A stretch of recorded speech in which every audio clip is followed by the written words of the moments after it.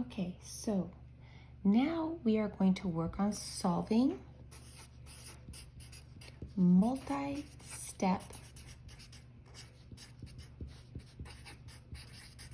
equations.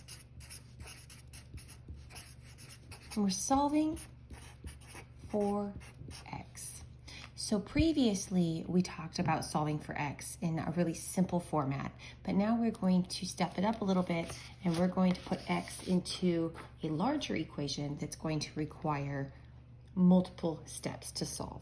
So we're going to go 2 times x plus 3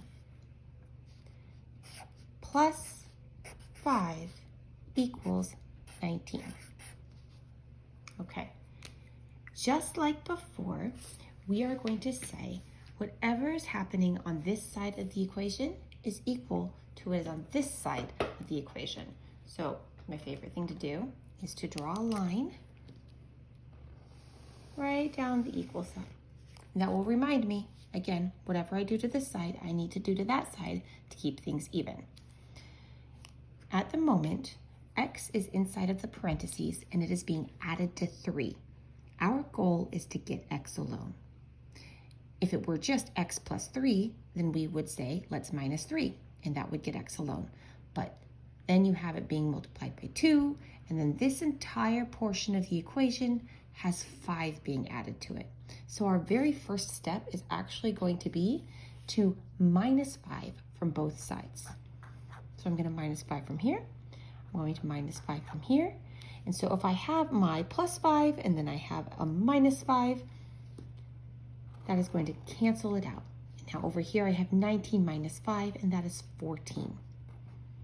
So now I can bring everything here down. I have 2, parentheses x plus 3, bring down my equal sign, equals 14. We have x being added to 3, and that entire portion of the equation is being multiplied by 2. We cannot touch the x to 3 until we take care of the fact that it's being multiplied by 2. When you see a number right next to a set of parentheses, that means that multiplication is happening. In order to undo the multiplication, we have to do the inverse operation, or the opposite of multiplication. So the opposite of multiplying by 2 would be dividing. So I'm going to divide this entire portion of the equation by 2. And if I divide this side by 2, I need to divide this by 2 as well. And again, if I have 2 being multiplied and then I have it being divided by 2, that means the 2's are going to cancel themselves out. Over here, I have 14 divided by 2 equals 7.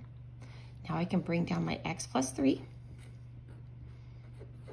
And you'll notice that I didn't bring down the parentheses. The parentheses existed to remind us that everything needs to be done in a certain order. But at this point, we're down to our last step. We have x plus 3, bring down our equals, x plus 3 equals 7. Now, again, trying to get x alone. What is being done to x right now? 3 is being added to x. The opposite of addition is subtraction. So we are going to subtract 3 from both sides. And when we subtract 3 from both sides, what happens? They get canceled out. On this side, I'm left alone with x. And over here, I have 7 minus 3 equals 4. X equals 4. Awesome. So on that note, we know that x equals 4.